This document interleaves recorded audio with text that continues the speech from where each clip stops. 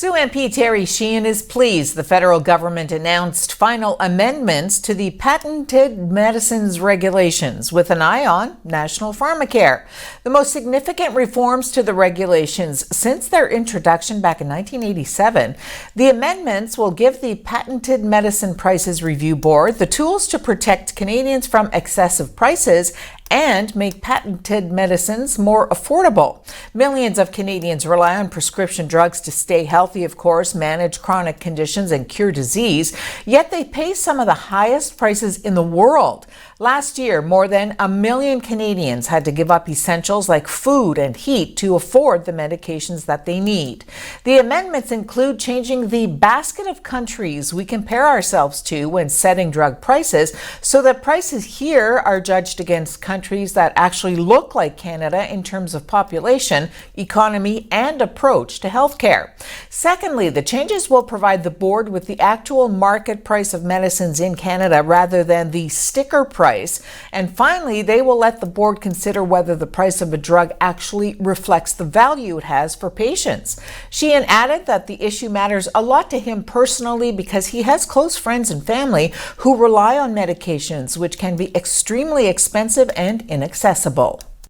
U.S. Representative Rashida Tlaib says Israel made a huge error in barring her from visiting the country. Tlaib was at an event at a suburban Detroit high school last night. Tlaib and Minnesota Representative Ilhan Omar are outspoken critics of Israel's treatment of Palestinians and repeatedly have sparred with President Donald Trump. They had planned to visit Jerusalem and the West Bank on a tour organized by a Palestinian organization.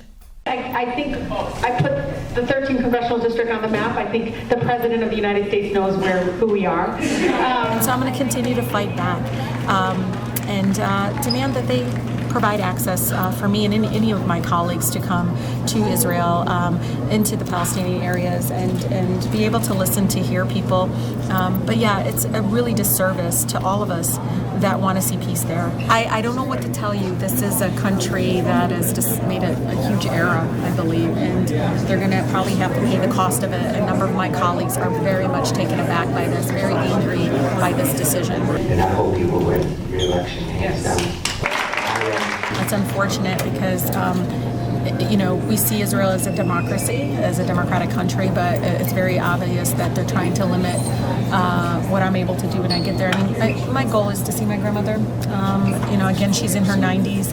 This could be my last chance to see her.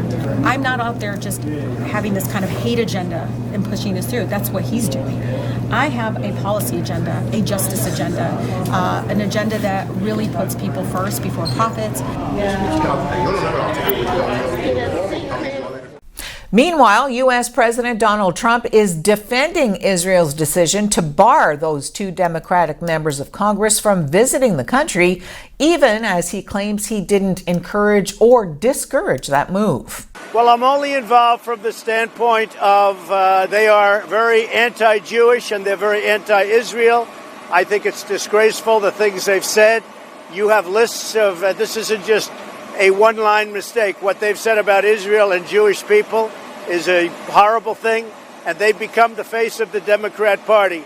So I did absolutely put out a very strong statement. I think if you look at their language, if you look at what they've said, if I ever said it, it would be a horrible month, to put it mildly. So the things that they've said, Omar, Tlaib, what they've said is disgraceful. So I can't imagine why Israel would let them in.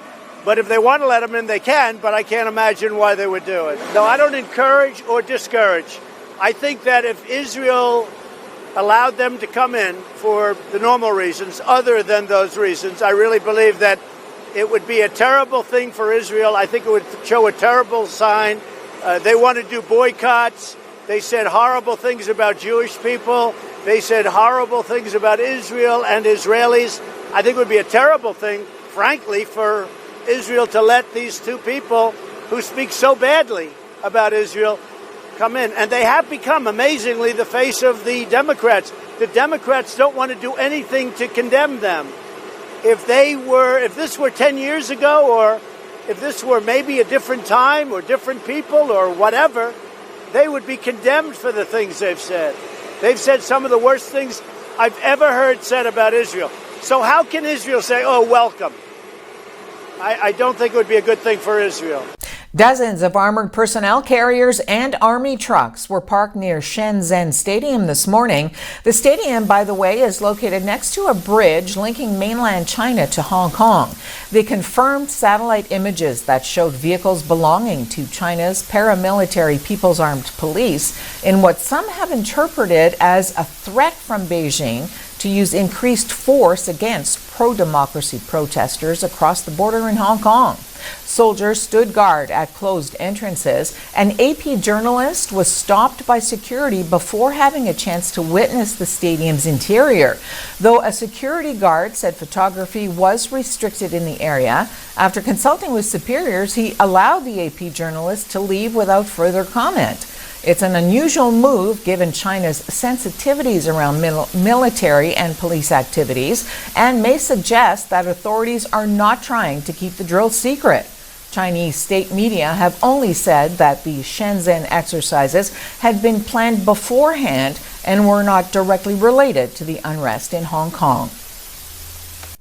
All but 12 of 100 homes evacuated after an explosion in southwestern Ontario have been cleared for residents to return. Police said that 7 people were injured Wednesday night after the blast in London, which was caused by a vehicle slamming into a home and hitting a gas line.